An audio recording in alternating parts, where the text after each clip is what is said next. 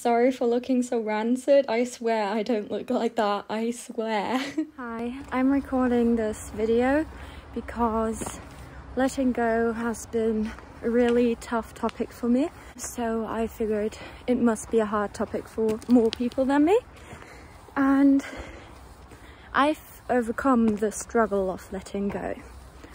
So for me, I've lost many people. I've had lots of relationships that just failed. My father doesn't want to have contact with me anymore, and so on. So there's been a lot of struggle in my life.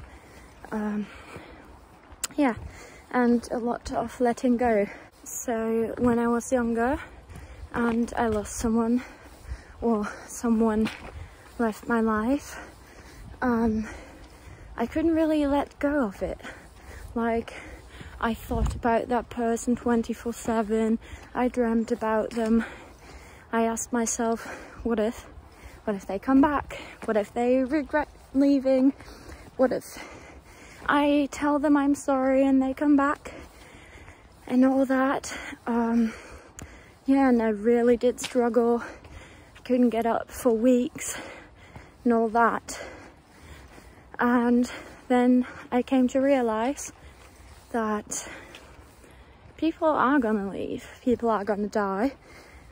You're not gonna be friends with everyone you're friends right now in like 10 years, and that's just what happens. You grow apart, you get sick of that person gets sick of you and stuff, and clinging on to that is really, really unhealthy, and it's not good for you. Neither is it good for that person, because you can't, you know, you're still attached and that person can notice that too.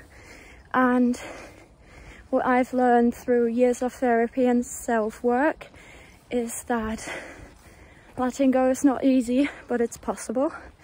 You know, you're always going to remember that person, and you're always going to have memories of them, especially if it's a parent or something, right? But instead of just thinking about the negatives, you can,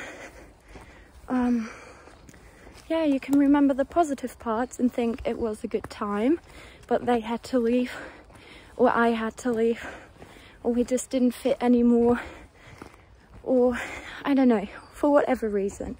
You know, you can still have those positive memories and have them in your head, remind yourself of them. But instead of thinking that person isn't going to be in my life anymore, find yourself a reason. Your boyfriend broke up with you, then he was probably unhappy. You know, maybe you were unhappy too. And, you know, fighting doesn't get you anywhere. You can't cling on to that relationship, but you can cling on to the positive memories, accept them for what they are, and keep going. You know, that's what I've been doing with my dad, because a few weeks ago he cut me off, right, because of money reasons, financial reasons, and the first 2 days were really hard. I cried a lot. I couldn't get myself to get out of bed and stuff, but after those 2 days I just accepted it. And I call it radical acceptance, because there's nothing you can do. And even if there is something you can do, why would you? Why would you? You know, my dad hasn't been in my life a lot.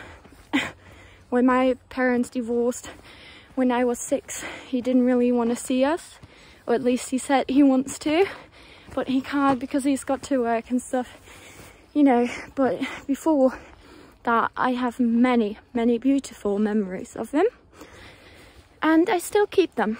You know, it has happened, and it's good that I had a dad, you know, and there's nothing I can do. If he doesn't want to have contact with me, then that's it, and that's okay, that's fine, you know. Of course I still feel a bit of pain, but the acceptance part of everything is the most valuable and the most important one, you know. And I don't know, it's about freeing yourself. It's about, you know, letting go. And you also need to keep in mind that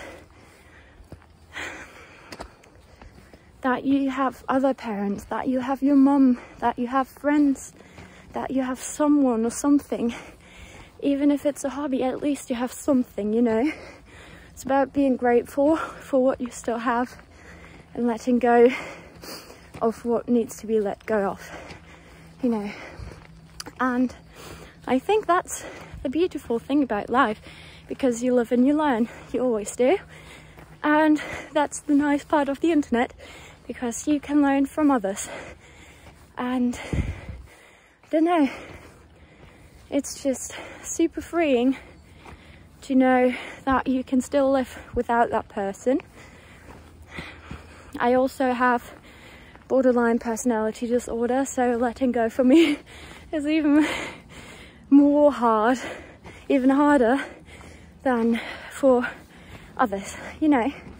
And sometimes losing my favorite person feels like I'm dying, you know. But there's nothing I can do, and that's what I've realized, and that's perfectly fine, you know. Sometimes there's just nothing you can do except from freeing yourself, you know. Negative self-image, free yourself of those thoughts. Freeing yourself is just really liberating, because you can do one thing, and that's freeing yourself. And being able to do something, especially for yourself, is the best thing you can do. And I'm really grateful for that, and that other people can free themselves too. So that's it for my first video. I'm really glad that I could share this. I hope that someone is watching this and someone could use just that advice.